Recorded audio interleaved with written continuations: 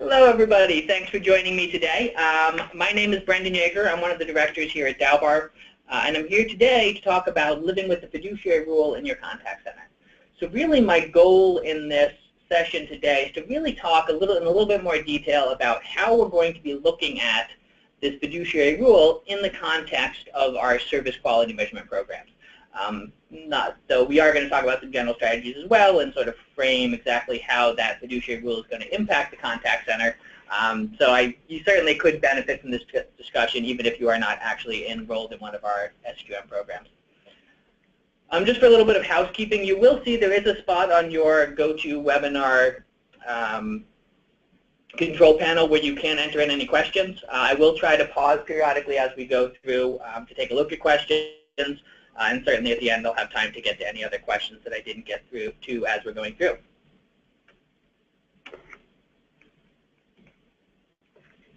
So I put together a little agenda for us today. I'm going to start just to level set a little bit, talk a little bit provide a brief overview of the fiduciary rule and how it redefines advice, which is really where the big impact of this rule comes from.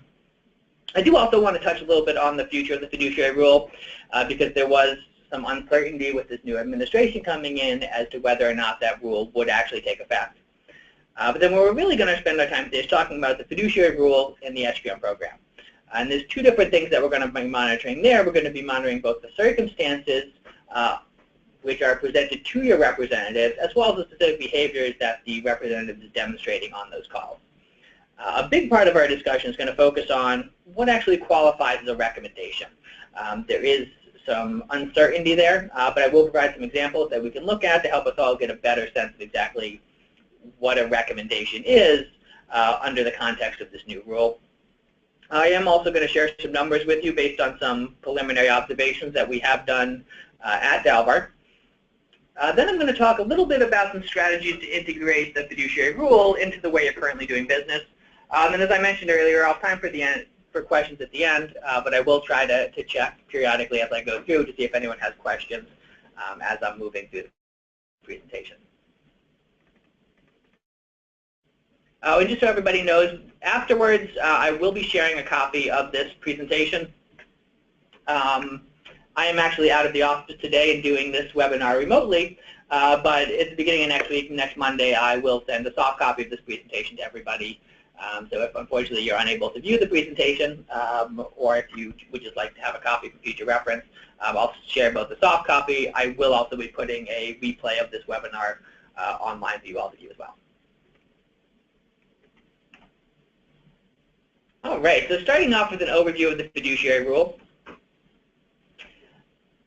First, one thing I want to make clear, which actually isn't part of the fiduciary rule, but really applies to the current circumstances, and that is currently anyone who provides advice as defined by the Department of Labor is currently a fiduciary. Therefore, they are legally responsible for financial decisions and performance. That doesn't necessarily mean that they can only make good recommendations. What they do need to do, however, is perform certain due diligence, or they could be financially liable for any losses that an investor may suffer.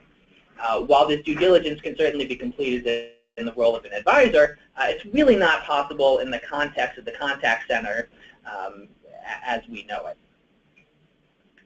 So when I'm talking about the fiduciary rule, I'm talking specifically about regulations issued by the Department of Labor, looking at retirement plans, 401ks, IRAs, some 403bs. We're really talking about some final rule that was issued this July. The big impact of this rule is that it redefines advice, using a much broader definition than we're currently looking at. You know, advice today, before the fiduciary rule takes effect, we have this 5-pronged test. It has to be both a recommendation on a regular basis with a mutual understanding. Those recommendations have to be the primary basis for decision making, and it does have to be individualized. Now, currently, in order to technically give advice, you have to meet all 5 of these. So even most financial advisors, according to the definition as laid out by the Department of Labor, aren't necessarily providing advice. And what we see is we actually see very few advisors who are really operating in that role as a fiduciary. Along comes the fiduciary rule, and it completely redefines what qualifies as advice. Any recommendation, for example, as to the advisability of acquiring, holding, disposing of, or exchanging securities or other investment properties. Or in other words, doing anything with anything would now qualify as advice. Suggesting advice providers would also qualify as advice. And then once we call this advice, you fall under that into that fiduciary category. One really important portion of this new rule is that even a one-time recommendation is now considered advice by the Department of Labor. So we have this unique situation, which we never saw before, where you can actually have these inadvertent fiduciaries. And that's really the danger within the contact center. If your representatives just taking the courses, the same calls that they do every single day, they could now, without making any deliberate decision to do so, actually become a fiduciary. And so then they, as well as your company, now potentially could be on the hook. Let's do a quick check to see if I have any questions. Fantastic.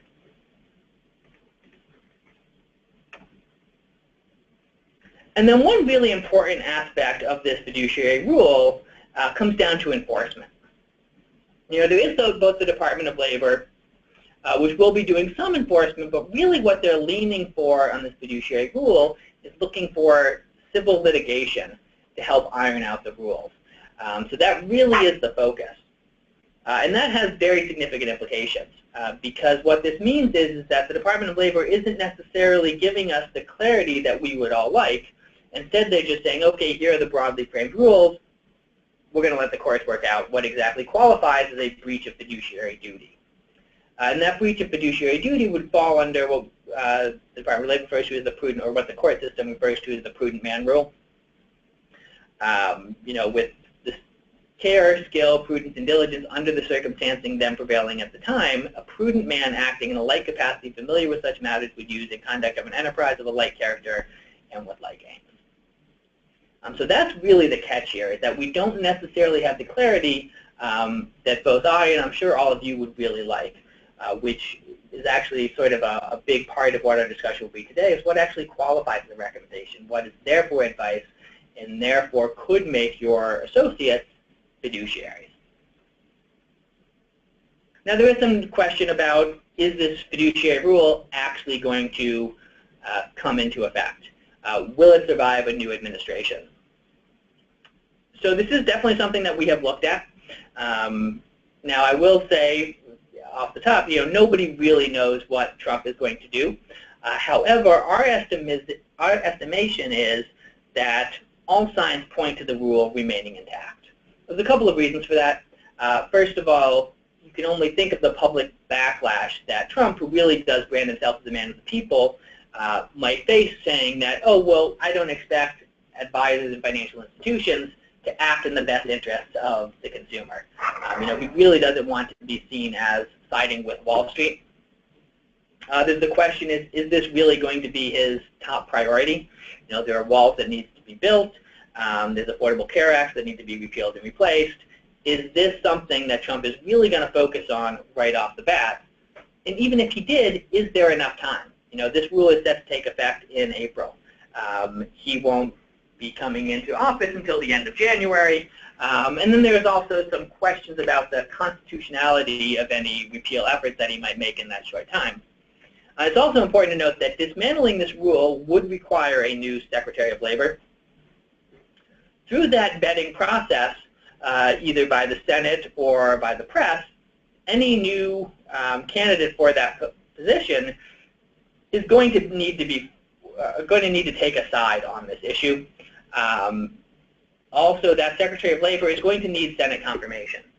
There are a lot on the left who are definitely big fans of this rule, and so to get somebody confirmed who is opposed to this rule would be a very difficult act, and certainly within this limited time frame before it takes effect, our estimation is that that is going to be very unlikely. So the point is that we really need to be ready. Even if something does happen, we certainly have to prepare for that rule to come into effect in April, which is really right around the corner at this point. Which brings us to how the fiduciary rule is going to be looked at within the context of the SGM program. So first, I just want to touch on which SGM programs are going to be impacted. We are only going to be looking at this fiduciary rule in our consumer programs. So our annuity service evaluation program, our performance evaluation and mutual fund service or TEMPS program, our retirement plan service evaluation program. We are also going to be looking at these behaviors in our insurance service evaluation or ISE program. Although the majority of products within this program are not actually going to be covered by the Department of Labor rule, these behaviors still are important, and they will still be monitored and scored within that program as well. That being said, looking at our programs that deal with financial professionals, that's going to be our financial intermediary service quality evaluation program, our sales desk evaluation program, or our retirement plan relationship management evaluation program. We will not be looking specifically at the criteria that I'm going to be discussing today. There it's a very different relationship, and there it's the financial professional or that plan sponsor who is actually going to be in the fiduciary role in those cases. So we're going to be taking a two-prong approach. We're going to look at both the circumstances of that call based on things like the account type and the customer's actions, as well as the specific behaviors that the representative is doing, whether those are statements or actions that they're doing on the course of those calls. The circumstances are beyond your control and beyond that representative's control. So these are going to be provided for feedback and information only and are not going to impact your score in any way. What your representatives are doing, however, are obviously going to be scored. And this is going to fall under our expertise criteria. And one really important point I want to make here is that we're going to be scoring these behaviors in the same way, whether we're dealing with covered or non-covered products.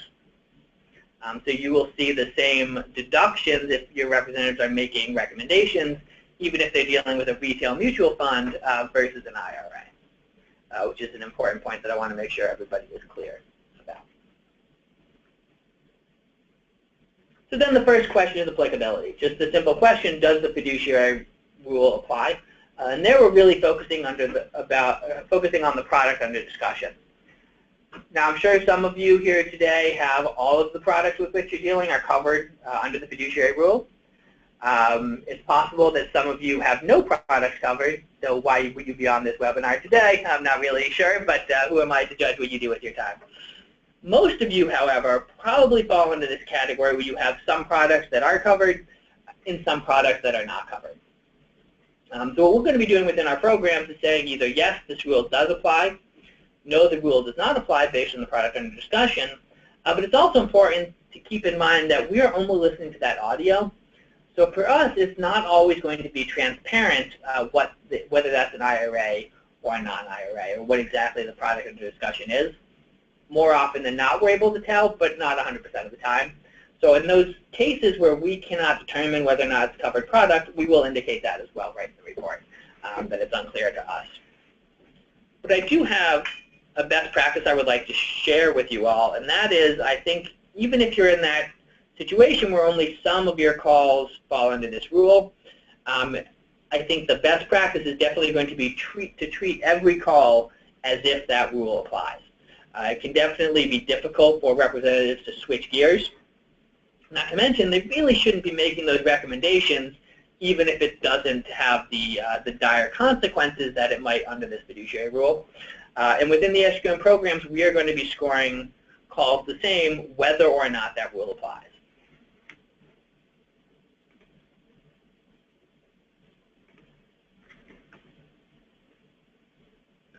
So we're also going to look at those potential fiduciary traps, those situations where your customers are specifically asking for advice on the call. I have some examples of some things that might sound like. Is there anything I can do to turn that performance around? Maybe it's not as direct as the next one. I'd like some advice, but they're still asking for advice in their own way. Which fund do you think I should redeem from? That's certainly one that comes up all the time. Or which fund should I exchange my money into? I've certainly heard you decide, particularly in the context of where that money should come out of. Or, well, what's the point of investing my money with you versus the bank? That might not on its face seem or as intuitively seem like that is a potential trap, but it certainly is, because think about how you might answer that question. So in preparation for our introducing the fiduciary rule into our criteria come January, we have already started monitoring these specific behaviors within my group. So I do have some preliminary numbers I can share there. And what we find is actually a little over 3% of consumer calls, your customers are actually coming right out and asking your representatives for advice. So that's certainly that potential trap that your customers, perhaps without their knowledge, are actually laying for your team. So it's definitely important that you're avoiding these traps. We are going to be looking at these and calling them out whenever they happen moving forward, or starting in January. But just to give you a sense of what you might expect there, we're seeing that in a little over 3% of calls.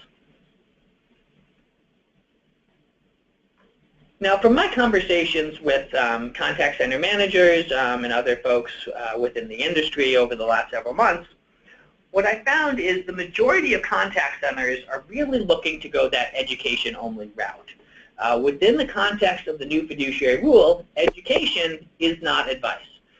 So most contact centers are saying, well, we're just going to rely on taking that education-only out. We do not provide recommendations, and therefore we have no fiduciary exposure. And that sounds great on its face. The catch is that line between education and advice can be pretty blurry at times. It's not as cut and dry as we might think. And in just a second, when we start listening to some examples, you can see how that line really does become kind of blurry. And so you definitely want to make sure that you're covering yourself and not stepping over that line, because now the implications of doing so have really been raised by this rule.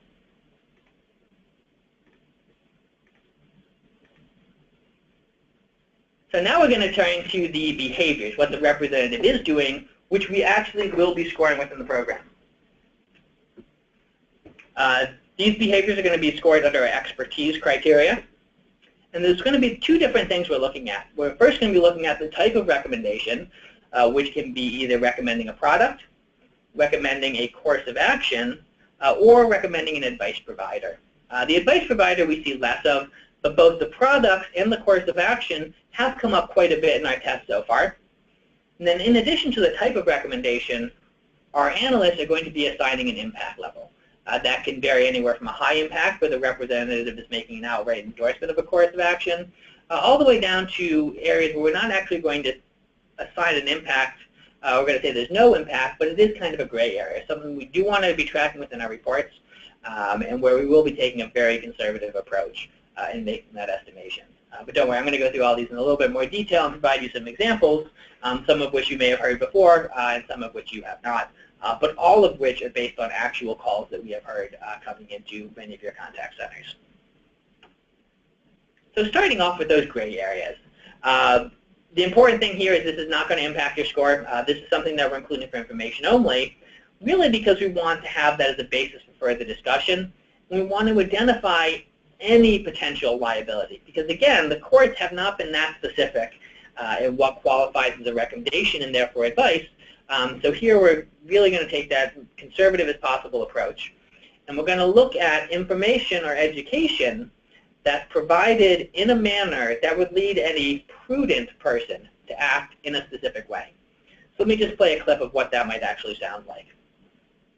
Well, I mean, you have the same fund in both Class A and B shares. If you were to take the money from the A shares, wouldn't be any sales charges, whereas the B shares, there would be. Now that is clearly education. He is stating a fact, and that is something that I'm sure many of you hear all the time within your own contact center. The catch here is that any prudent person, hearing the way that information was presented, is going to take that money out of the A share. And so is that something that is necessarily going to violate that rule? I don't really think it is, but it certainly has the potential to. And until we get that clarity from the court systems, we certainly want to be watching these cases as well. The good news is, for those of you who were made very nervous by that clip, this is information only, so you do not have to worry about this impacting your score in any way, but we want to cast as wide a net as possible to make sure that we're looking at any situations that really could fall under that rule. So let's ratchet it up a notch and look at what we would consider a low-impact recommendation. Here we're looking at information provided in a way that could be construed as advice. So not actually making what I would consider a recommendation, but it could be taken by the person on the other end of the line in that way. and it is likely to impact their decision making. So let me play an example of what that might sound like. So which of your funds would you like the money to come out of? Oh, I don't know. What do you think? So there we go. Right off, we see one of those fiduciary traps I was just talking about, which again are not uncommon. Turn up the volume a little bit. But let's see how this representative responds to that. Well, if you're worried about market volatility, we do have other investment options. We give you all the investments available for your policy at www.acmelife.com. We do have some conservative options out there, such as our large cap bond fund. Now, in this case, the representative started off doing a great job. Direct them to the website. Great strategy. There's client-approved materials out there. Let the caller go out there and find their own facts themselves and make their own decision. But then he took it just that step too far. Once he suggests that one specific fund, that caller is going to be much more likely to invest in that large cap bond fund than any of those other funds that are available. This is something that we do frown upon. Let's listen to one more example.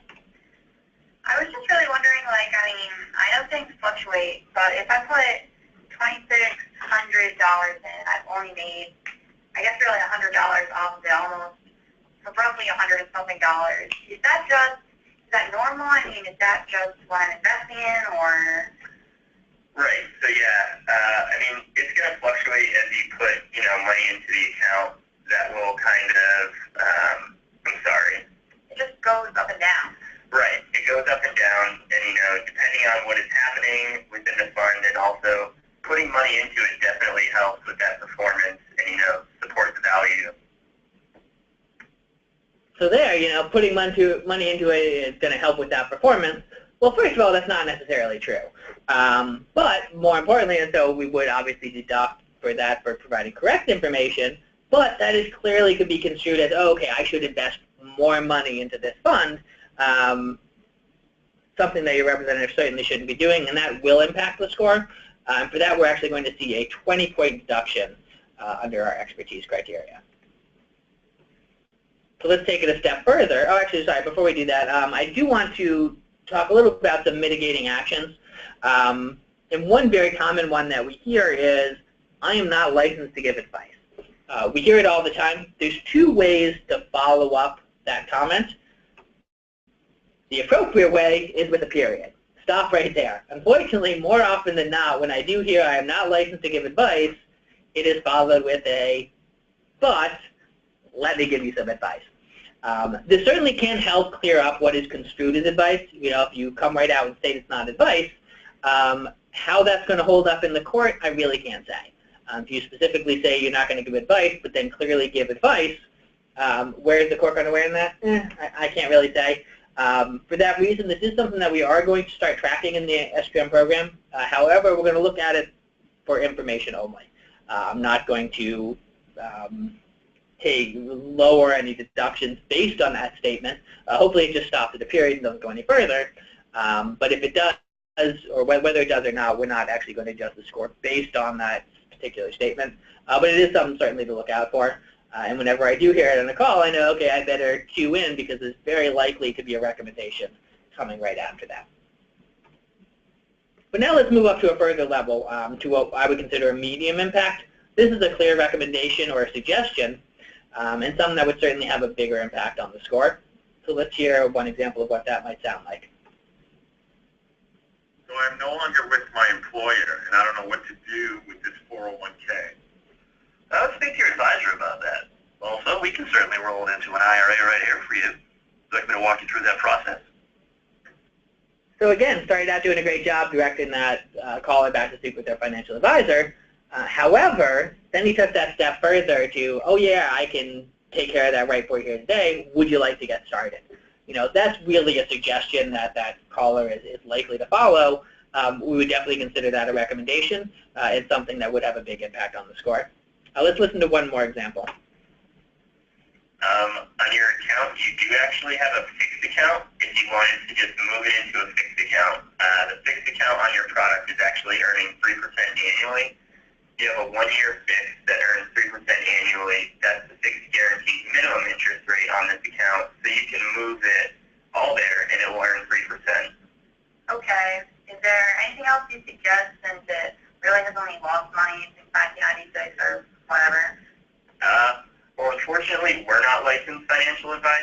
give advice, but if you're looking to go conservative or you have a guaranteed interest rate on it, that fixed account is available. Besides that, everything else would be bonds or some type of equity funds. Yeah, just go ahead and move it to the fixed account. Now that representative was clearly pushing that caller in a certain direction. And I'm not saying that that is not going to be the best decision for that specific customer. However, it is not the representative's place to make that recommendation. Now, that does bring up another important point, because when it comes to civil litigation, a lot of people are going to focus on, okay, well, people are going to want to get redress when they actually take losses, so as long as we're directing them towards safe investments, for example, a fixed account, we're covered. But that's not entirely true, because not only are you looking at any actual losses, but also that lost opportunity to make some gains. So if where that caller was currently invested exploded, that fund went through the roof, she could still look to seek redress for that lost opportunity cost by going after that representative for making what I would consider a clear recommendation. Now, this is obviously going to have a bigger impact on the score. We're actually going to see a 40-point, which is a very significant deduction in these cases. And then finally, we have the high impact, the outright endorsements, the buy this, talk to this person, do this, where the representative really is trying to persuade a customer or actively advocating for a product, an advisor, or a course of action. So let's play a couple examples of what that might sound like. Both my parents have now passed, so certainly soon I'm going to have to do a distribution, and I mean, it may be a conversation for my accountant, but on this question of whether to redeem all these for cash and then distribute cash to the beneficiaries, or whether to have this account split into percentages, I don't know, is that something you can do, or? You can split it in percentages. It would be filling out that form that you use to transfer in the change of registration form. To put it in the name of this trust, each beneficiary you would have to fill out a form for, get your signature medallion guarantee stamped as trustee to put it in their name. So it might be more efficient for you to just liquidate and give them the proceeds, depending on how many beneficiaries that you have. That would be a less paper taxing way of doing it. But again, that's a conversation you're going to want to have with your financial advisor. So here he did plug that financial advisor, but still he was clearly advocating for, you know what, just take the money, take the distribution, take your funds out of our company so we'll lose those assets and do whatnot with them. Obviously that is something that is very much frowned upon. We can hear one more example. I'm not authorized to give advice. This fund is on fire. Obviously not something you want to hear your representatives do, and obviously something that we within the SQM program are going to be penalizing.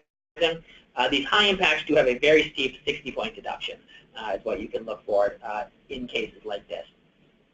One other point I definitely do want to call out, for those of you who know me, I'm always encouraging you to encourage your representatives to ask questions on anything within your DAO-BAR evaluations that you don't agree with. I do want to engage each and every one of them in a conversation around the customer experience. That also very much holds true for these fiduciary recommendations. Because here there's not that objective case of what exactly would qualify and what would not qualify. So I would definitely love to engage all of you in a discussion around that.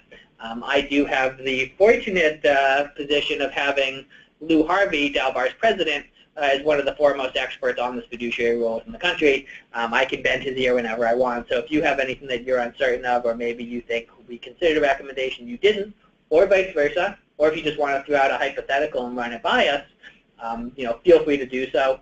I like to have these conversations. It helps build a little bit more clarity for me as well.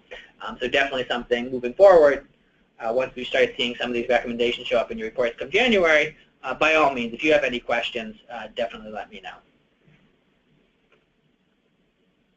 So we have been doing some preliminary testing in the SQM program, really to get our analysts up to speed on exactly what they're looking for, and really to, also to develop some examples for this presentation today. But I did want to share some numbers with you, and this is based on, the current state of affairs where the fiduciary rule is not in effect. However, in the SQM programs, all the companies that we work with are specifically training their CSRs not to provide advice. And currently we see, despite that, recommendations being made in about 1.3% of consumer calls. Now, each and every one of those 1.3 is a potential liability for, or will soon be a potential liability for your companies. Now, one of the potential dangers of this fiduciary rule coming into effect is the extreme caution. Just not answering any questions for fear of crossing that line because that line really isn't so clear. And that certainly could lead to a degradation of service. So I have an example of what that might sound like. I just moved and I was wondering if I should give you my updated address. Oh, I'm not authorized to give advice. Look, I don't think I can answer that question. So, okay, that might be a little bit extreme, but you can certainly see where that might come into play in the real world because if you're instilling that fear of God into your representatives, they might not be willing to provide any service just for fear of being out of compliance. And no matter how much retraining you do, keep in mind that you're never going to be able to eliminate these recommendations completely, just the nature of the discussion. So just a word of caution to all of you. And I did just want to put that potential liability in context because 1.9 or 29% doesn't sound like a lot. However, supposing that your contact center takes 500,000 calls a year, which I'm sure many of you are at or above that number, that 1.3% translates into 6,450 potential plaintiffs each year. And that's a cumulative effect. It's the second year, you're almost up to 13,000. By year 3, you're almost up to 20,000, and so on and so forth. You might not only see this liability if your customers are specifically going after you, because the fact of the matter is lawyers are going to be recruiting plaintiffs. There will be class action suits coming. I have no doubt about that as some lawyers look to cash in on this fiduciary rule. When that comes to pass, your firms are going to be the one those lawyers are targeting. They're going to go for those deep pockets. They're not going to go after Joe Advisor. They're going to go after the fund manufacturers who really do have that money that they can get their big payday off of. So just wanted to throw a little bit of caution out there in that sense. So what are some strategies we're seeing within the contact center?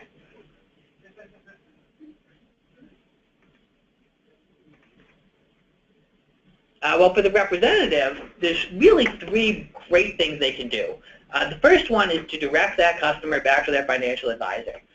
You can never go wrong with that. And it actually benefits the advisor as well because it's helping reinforce that relationship, which is a behavior I would encourage even if it wasn't for the fiduciary rule.